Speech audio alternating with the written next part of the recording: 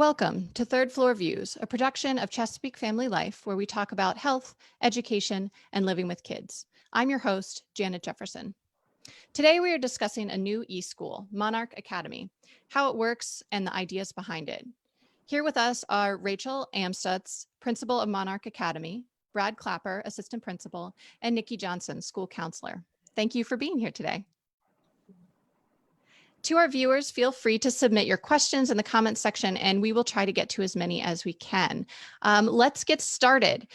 So Rachel, let's start with you. I just want you to tell us a little bit about Monarch as an organization, because I know that there are multiple locations and you've been around for a little while. So could you just tell us a little bit about Monarch in general? Absolutely. So the Monarch Academies are one branch of the Children's Guild. So the Children's Guild's been around in the area for many decades, working with students and families in a variety of capacities. Our schools are just one of the ways that we serve the community. 11 years ago, actually, Monarch Glen Burnie opened for the first time. And then I think about 7 years ago, Monarch Global opened.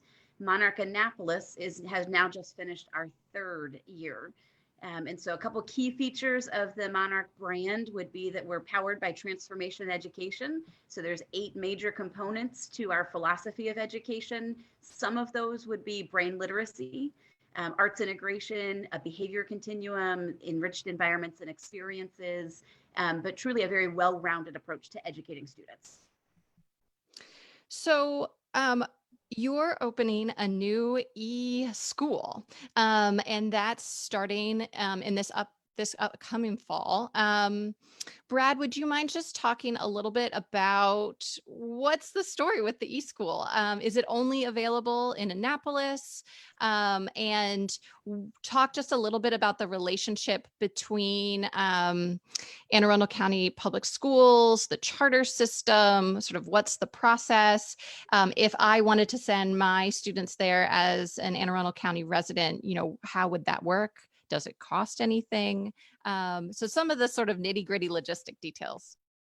Absolutely. So whenever the shutdowns occurred there in middle of March, obviously all of our schools had to adjust and change. And we really looked at it as an opportunity. So every school is kind of in the same position of, we're going to provide this new instruction for our students. And we really noticed there were chances for us to do more with it.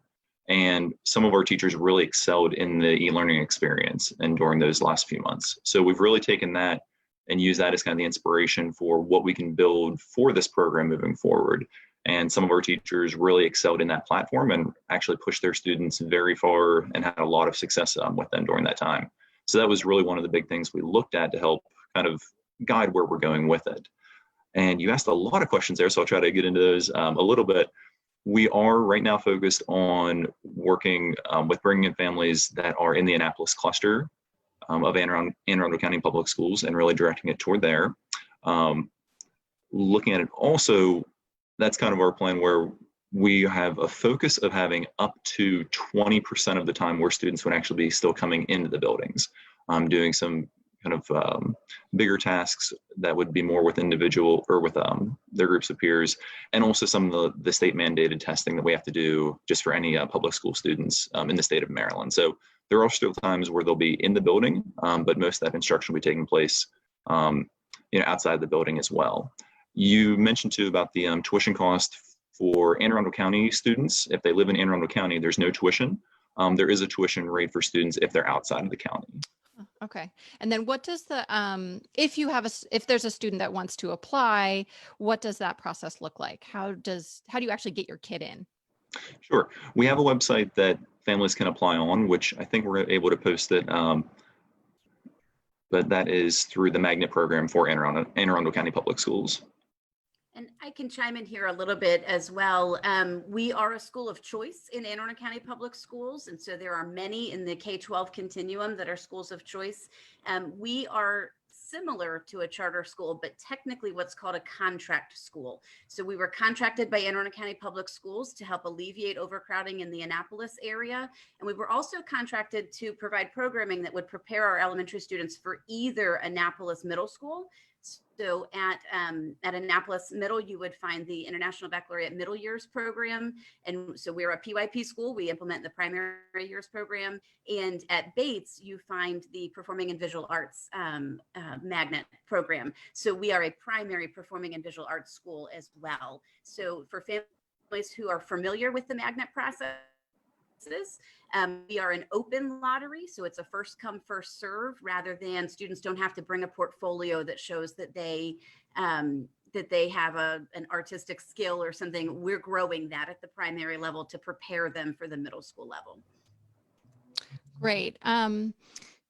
So you're going to be doing both arts, sort of arts integration and arts magnet program, but then also the early IB program. So So that's a lot. And I often, when I think about arts education, and I think, a lot of those things, and as well as looking at your mission statement and some of your materials online, you talk about a lot of hands-on learning.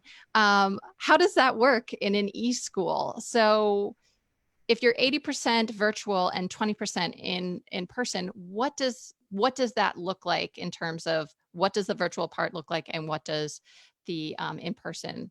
And Nikki, I'm just going to throw that question to you, and then Rachel and Brad, you can sort of chime in as needed. Sure. So when you think about the virtual part, the 80% virtual and the 20% in person, the 20% in person, and correct me if I'm wrong, Ms. Amstutz, is mainly when it comes to testing. The children will need to come to the actual building to participate in state testing. I believe that, and Ms. Amstutz probably can answer this question a little bit better than I can, but when you look at the 80%, definitely, they're going through the e-learning process at home with various projects and things that they're doing. But I do know that there will be some project-based activities that may cause them to have to come together to finalize or culminate a particular project that was presented by a teacher. But I'm going to let Ms. Amstutz jump in there just because I know she knows a little bit more about the 80-20%. Sure. So we've coined this model to be actually flexible blended learning, and with up to 20% of the time in the building. So students will be invited in likely weekly, but not required to come in. So we recognize that currently in the current COVID-19 situation, there are some children or families who really need to limit their exposure to large groups of people. So the plan here is that the 20%, the mandatory state testing is not going to be 20% of the school year. That's only a small percentage of it. The other optional part of the 20% coming in is for that live teaching with a teacher at a table with a small group of students. It's also access to the specialist. We did learn it's kind of hard to do band on eSchool. It's tricky. We're finding ways and experimenting, and Mrs. Brimhall is incredible and creative and innovative, but sometimes we need them all together in one room to make a sound. But so there's other things that that students would be able to do to collaborate with specialists in the time when they're in the building. And as a primary years program school, we chunk our year into 6 thematic units. And at each of those thematic units, say sharing the planet or who we are, there's a powerful summative learning experience. And sometimes they want to be together for that. But we also recognize that learning needs a human interaction. That there are times where it's most powerful to be together. So we want to be able to allow our students, whether if they're in the eSchool, to come in and participate in some large group activities. But for the e-learning at home, that 80%, our model would be a lot more live instruction than what we would have done in the crisis home teaching. In our 5th grades this year, we did see a model of live instruction every morning, 90 minutes. We completed novel studies while we were out. Our students had a core curriculum with the iReady curriculum that's differentiated to their level. But then we extend with the enrichment through the PYP projects. We had kids out there doing all kinds of hands-on learning and coming back and bringing their projects to the teacher, taking a video of them. We have some great videos we can share with everybody about the novel study in 5th grade that got our students out carrying 40-pound bags of bricks to understand what it was like to live in a country where there wasn't access to water and you had to carry it back. One family was very supportive in this learning experience, and a child was out there understanding this, building empathy to know that. So the 80% at home will be at home, but it will have a fair amount of live. If schedules don't work for that live, it will be recorded so that students can log in at a different time to be able to see that. And then again, the 20% would be those powerful small group activities. It would be connecting with the whole group. There's potentially field trips whenever field trips are allowed again, that would be unique to the eSchool. So it's a very flexible model for families that need that flexible schedule. And can Gotcha. I just piggyback on something that Ms. Amstutz just shared? And I think it's important for us to also remember is that children are still children and they still need that social interaction. So maybe even just the 20% is really helpful to them, because I think they do, when you think about the e-learning format, it is new to children. They're used to going to the building, going to school, that set routine. So I think that the social interaction is definitely necessary in some form for even our students who do decide to be a part, and families who do decide to be a part of this program. Yeah, that makes a lot of sense. Let's talk a little bit about the types of students and families involved. What type of student do you think will flourish best under this model? Do you think it's something that really could work for everyone, or do you really think like, oh, this particular model is for a particular type of student or a particular type of family? Brad, why don't you take a crack at that? Sure. So we do recognize that right now in the current COVID environment, families that have medical concerns that maybe they don't want to have their students in the classroom, that is one of the groups that we are looking at. But we also realize in education that students learn very differently, and students can have different levels of success in different situations too. So we're really anticipating this being yes for the students that want to avoid, or for the families that want to avoid being, in the actual schoolhouse with other students and have concerns there. But we are looking at it too, where a lot of other factors are going to be minimized for them. So sometimes students are just going to be better in that situation with having the computers and focusing on the teachers there and working in kind of small groups from that settings. We do have teaching assistants that are going to be assisting the teachers as well. So we really think that small group teaching structure is still going to be existing a lot for our students. So there's no one way to give an answer for that, but we're really looking for the families that are going to benefit from there, because we know that every student's going to learn differently, and we really think there are a lot of students that will benefit from this.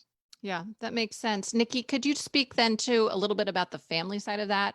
So Brad talked a little bit about what kind of students I think could really succeed in this model. What are you expecting from parents? So before I answer that question, I just wanted to kind of go off the end of what Mr. Clapper said. When parents are looking at this model, also just having an open mind and understanding it may work for one of your children if you have, multiple children in the family, and may not work for the other. I have 2 girls and I can see one flourishing in this particular program and another, you have to be in the building. So I think that families should really take a look at that, because it may actually work for one of your children and actually help them to kind of, boost their confidence in learning and just help them to be readily available for learning each day. So I just wanted to kind of say that. But if I jump over to what we would expect from parents, or what would be expected from parents, my biggest thing would be consistency. I think it's really important that parents are consistent with a schedule, making sure that they inform their children early on that this is a platform for learning. It does look different. It's not what they're probably used to, but we have to be consistent in what our expectations are as parents. When live Google Meets or instruction is available for students and the times that they're available, parents need to make sure that they have their children available for that instruction. I think it's really easy. We all know as parents, when you're home, you could put an extra load of clothes in, you could kind of go wash the dishes, you could take the phone call, you might want to take the kids out back and, run around. But if you set a set schedule that children can follow, I think they're able to jump on board in this platform and actually be successful. And then when you also think of things that parents need to be aware of, you want them to make sure that they have just the materials that they need to be successful. We were sort of thrown into e-learning in March, so we learned a lot, but just even from a personal standpoint as a parent myself, I looked around and I said, oh, I don't have any poster board at home. So I had to get on Amazon, but then I had to wait 4 days for the poster board to be delivered. So I think parents can get ahead of it if they choose to have their students or their children a part of this program, making sure they have the necessary supplies that they need to be successful at home, making sure there's an area in the house that's quiet, that has plenty of lighting, things that maybe you might take for granted in the home, because when we're in school, we're making sure we, arrange desks in a certain position, or, that lighting is good in the classroom. Well, those same things need to be taken into consideration in the home environment. So, consistency and just making sure that they have the necessary things available so that children are successful in this platform. I see one of our viewers just asked a question. Mhm. If students would be expected to participate every day, just like a regular school. So going along with that, what are we expecting of families? Will students be expected to go to school every day? So I can probably take that one. Broadly, what we're looking at is that the teachers will be planning live instruction for the whole group and for small groups Monday through Thursday on a typical week. There may be some changes to that with just the calendar, the holidays, and the way the school schedule falls, but that our teachers would post a schedule for the month ahead with weeks notice so parents could plan on that. We plan to be very flexible. Children need to be present. They need to interact with that teacher, but sometimes a video may be okay, that if the family has a commitment, that they can catch up and be able to review that video later on. So not necessarily every day, but they are engaging pretty regularly and probably nearly every day. Some students move faster through curriculum and some students need more time. If a student's able to accomplish the lesson goals for that week, they would really be done if they needed to be. But our teachers are looking at posting content Monday through Thursday, and being available for definitely families and students on Friday, for small group, for touch-ins, for office hours, for times to catch up or revise work. But yes, they should plan on it feeling like school, looking like school, but know that it gives them the flexibility to adapt. And I think if I could add, Ms. Johnson said it beautifully, with consistency and routines and that space in the school. In terms of technology, the Children's Guild has been very proactive in making sure that our students have devices. So every student in our building will have one-to-one with Chromebooks. We were able to go to that in April through a very generous donation. And so we can provide a Chromebook. We recognize that it's impossible to share. If you have more than one child or if you've got a parent working, it's just not possible to share. We also have been able to provide hotspots for internet for any family that needs those. And we are also looking to be able to sponsor internet for them so that they can participate in that way. And then finally, we're looking at some kits. Like Ms. Johnson talked about some standard school supplies that you would purchase for your student, but you don't usually need to go purchase the manipulatives, the multicolored dice or the thermometers or the math tools and tangrams and all of that. So we're looking at a manipulative kit that we would be able to check out for the students. And some of our creative teachers really found, you can imagine with 25 children in the room, that teaching them how to mute themselves was very helpful. So we found some ways to be able to make things that we can hold up that say, speak louder or mute yourself, that it doesn't need to be an interruption to the conversation, but just some visuals and a toolkit for e-learning that we'll be able to give students, like a check-in chart, what we would do in school, where you pinch a card and we can see your response. That now we know what we need to be able to do e-learning better. So we'll be spending the summer making these kits and having those available for our students. Yeah, that makes a lot of sense. One of my questions is the idea about an e-school, particularly for elementary students, because you are K through 5th, correct? We are. Yes. So a lot of the research has said that younger students need maybe less screen time or very limited screen time for brain development and to help with motor skills and all of those things.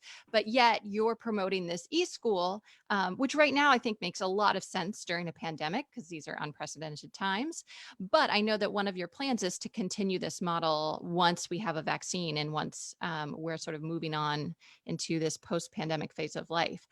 So could you just speak a little bit more about the philosophy of education? And I see how this could fit maybe some families, but it is a struggle. Like, why elementary school? Sure. So I can talk to that. I know Ms. Johnson has some things to share with that also. Broadly, we know that the virtual learning has been around for decades, since the early 2000s. Florida Virtual School has been around, Virginia Virtual Academy. There's a lot of models out there for families who need it. We recognize it is not the model for everybody. And it might very well be the model right now for more people because of the current circumstance. But we also have a very strong belief in the Children's Guild about the need for movement, intense play, that kids are active. We really don't like the idea of a child being in front of a computer for long periods of time. That is counterintuitive to what we know about child development.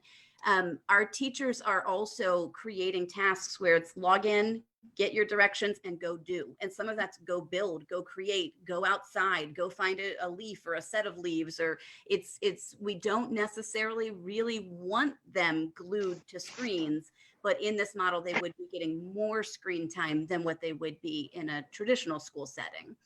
Ms. Johnson, do you want to talk about the philosophy of education? Yes, I was just thinking about that when the question came up from you, Janet.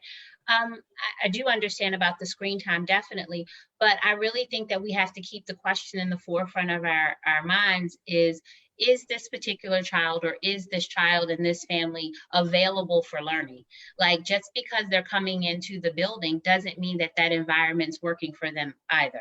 So we want to make sure for families and children where this platform does work, we want them available for learning. And then, like Ms. Amstutz said, we won't have them in front of the screen at all times. You know, you get your instruction and you go and do or perform the specific task.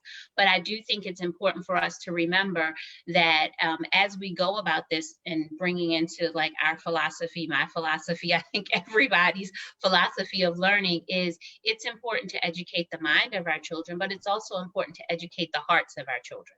So you do have children who are maybe even just have a little bit of anxiety and social fears about being in a big classroom, or anxiety and social fears about going to lunch or recess.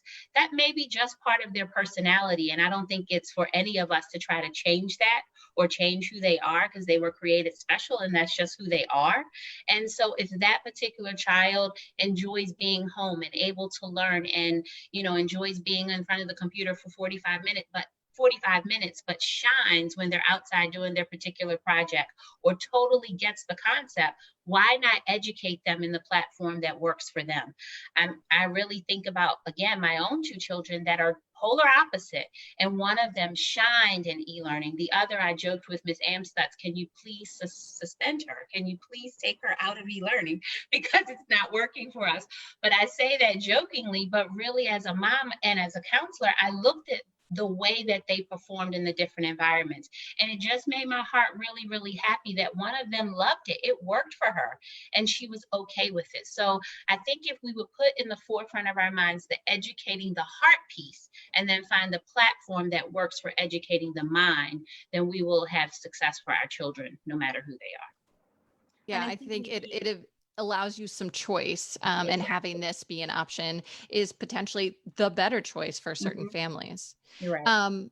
So you are a normal school and you offer all sorts of resources, including clubs. And I think you spoke just briefly, like, what does band look like? What does band look like at this new eSchool? How are clubs going to work? Brad, can you talk just briefly about sort of these fun extracurriculars and how they would work in an eSchool? Absolutely. So one thing we've prided ourselves the last few years is we do have after-school clubs that are available for all of our students that are in the building. And during the e-learning environment in the last several months, we did create clubs that were run by several members of our staff as well. And they were opportunities for the students to, you know, sometimes watch a video and then go and do a task. We had a workout club. We had kind of a farm themed one where it was like baby chicks and several other animals that the kids could check in on and see as they were growing. So we were looking for ways that in a very short amount of time, what can we build to help have students find something else success-wise? What we're envisioning for the e-learning model is that we're still going to have our in-person clubs, and if families are interested in bringing their child in to participate in those, they absolutely can. So those options will still be there for the families, but we're also looking at continuing the similar clubs we had over the e-learning time and making those available too. So we're really looking saying, okay, we know there's a need there. Now, how do we meet it? So we will absolutely have options in person for any of our students, but also the online versions as well too. And many kids really enjoyed the ones that we did, and now we have even more time to perfect them. Yeah, it sounds like a busy summer for you guys. It is. Nikki, can you talk just a little bit more about some of the other resources or traditional school resources like school counseling or any sort of diagnostic testing if you have kids that have learning differences? I'm assuming those are going to be offered because you are part of the public school system and they're mandated, but how does that actually work in an e-school? Yes, ma'am. So, of course, I am a professional school counselor with Anne Arundel County Public Schools, and there are several, mandated lessons and things that all school counselors are delivering to all students. We still will be delivering those particular lessons just via the e-learning platform. So, just as an example, I did do like a coping skills lesson. I posted it. I did an exit ticket that came through on like a Google form. Students were able to complete the actual Google form, and then I was able to provide feedback to those particular students and families. As we move forward in this platform and just kind of learning a little bit more after we just did it, counselors, I believe, will be required to do some live meets as well. We can do small groups, definitely Snapchats where we're able to pull small groups and talk about a particular concept, just individual support where we can provide a Google Meet or a virtual meet with a student to support them in their learning or social emotional wellness if they're struggling a little bit with the platform, getting started, or anxiety. Something new that we would like to definitely put in this new platform is a parent piece where we could do some parent workshops that are virtual that give parents a chance to ask questions. How can I make it better? Give some things that work for one parent. Hey, you know what? I want to try that. It might work for me as well. So we want to actually reach out to our parents and support as well. Actually, from the school counseling platform, all students will be encouraged to have some type of journal that allows them to draw or illustrate or write down their feelings and things that they're dealing with during the new platform, because parents may decide to register their children, and then children still need to have a platform for their feedback on how they're feeling about the particular program. So as a school counselor, I would actually probably have a small group based on grade level that would actually give those students the time to chat with me and say, hey, this works for me, or my mom makes me work in the kitchen. Can you kind of help me come up with a way that I could kind of work in the living room? Something that just helps them to have some control over their learning as well. And I think journaling is really a good platform for all students and all people really to help them to get some of those feelings out. So we will still administer our lessons on career and college readiness. We will still prepare our fifth graders for applying to magnet programs. We will still have parent workshops that give parents information about those particular programs, educating on coping skills and mindfulness, which are definitely concepts that we all need, whether you're in the e-learning format or you're in the classroom. In our society right now, everybody needs that. So we will still make sure that those things are provided for all of our students. I think Ms. Amstutz, you probably can speak a little bit more to the other areas. Sure. And so just to tap in there are many components of education that are state mandated. So several of the lessons that Ms. Johnson referenced are required to be taught by law. So we will be getting those taught. We also anticipate that she and her team would be able to work with students on the days that they do come in. If there's a half day in that week, that they can visit with specialists. As a children's skilled school, a big component of our programming is a behavior continuum. So we have a behavior team, behavior coaches. We have a dean of culture coming on board this year. These staff members will be working with our eSchool students at the same level that they would be working with our in-school students. So during the shutdown, our behavior team and SEL team were able to create forms that parents could say, we need help on managing e-learning. We need help on getting organized, or some families had students who were resistant to doing it. So our team could set up an incentive or could call. We assigned adult buddies to, Mr. Clapper, was it about 80? About 85 students. Who we weren't seeing. We needed to reach out to them one-on-one to get them involved, and we'll still have adults who can do that for them. The second piece of the question, you're absolutely correct. The students requiring individualized education services or a special education 504, or if they have related services like speech, OT, PT, we are absolutely required to provide those services for them. What families saw in the crisis shutdown was different. They collaborated with the schools to create a modified plan of what that would look like in that time.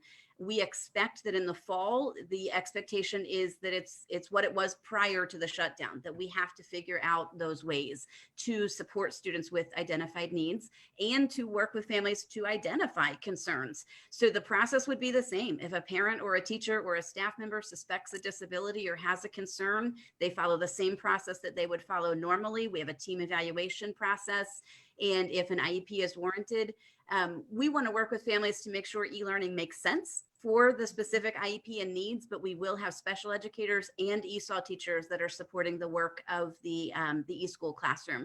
So we really do plan that this will replicate being in school as much as you can when you're at home.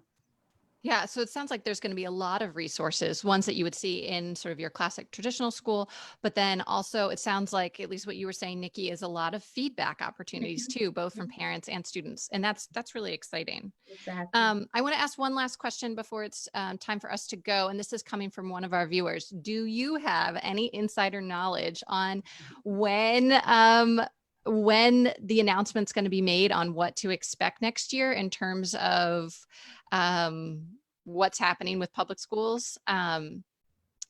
Any hints or clues or anything that you know that we don't? In our open house presentations, we've called this the elephant in the schoolhouse right now, that we know that it's the question everybody has. We have a beautiful picture of an elephant in brown lockers that everybody has 100 questions about what this looks like and the related impacts to work and all of the other returning to normal life. So we wish we had like insider secrets. What we know is that the superintendent has pledged to make options available by the end of July. And that those options run that whole gamut of we could be back at school, we could be 100% virtual, or some continuum in the middle. Both the Children's Guild and Anne Arundel County Public Schools are pretty much working round the clock right now to identify how do we comply with all of the new regulations, with transportation, with cleaning, with safety, and then with I'm leading an instructional team. How do we identify the students who need us the most right now, or may have had the most amount of impact from this shutdown, and how do we hit the ground running to mitigate those impacts? So there's a lot of committees, there's a lot of work going into it, but it would be premature to even hazard a guess as to what it's going to look like right now. But I can promise that at Monarch Annapolis, we're ready for any of the three options or continuums that would occur. Both the county and the Children's Guild are looking at new platforms. So, we all have to jump into Google Classroom. That may not be the only tool that we use. And so we're using the summer to get those set up and to find the right tools. So we're looking at some tools that are really better suited for primary learners, and especially our primary learners, that K-1-2. We're doing a lot of teacher training this summer. But I think we, like our parents, know that the safety of our students has to come first. And that's students and staff. We need to make sure that we can bring them in at whatever levels we can when it's safe to do so, and when parents can trust that their child is going to be in a safe school environment. So that's going to be the number one priority. But then we'll figure it out once we're given those options. So I think another month. Okay, end of July. End of July. Well, thank you so much to Rachel and Nikki and Brad for being here with us today to address all of our questions about what an eSchool looks like and the future for Monarch Annapolis. Thank you to all of our viewers and listeners as well. Make sure to visit ChesapeakeFamily.com for any up-to-date information on home, health, and living for today's Maryland parent. This episode will be archived on ChesapeakeFamily.com in video and podcast format. I'm Janet Jefferson with Chesapeake Family Life and Third Floor Views. Thank you so much.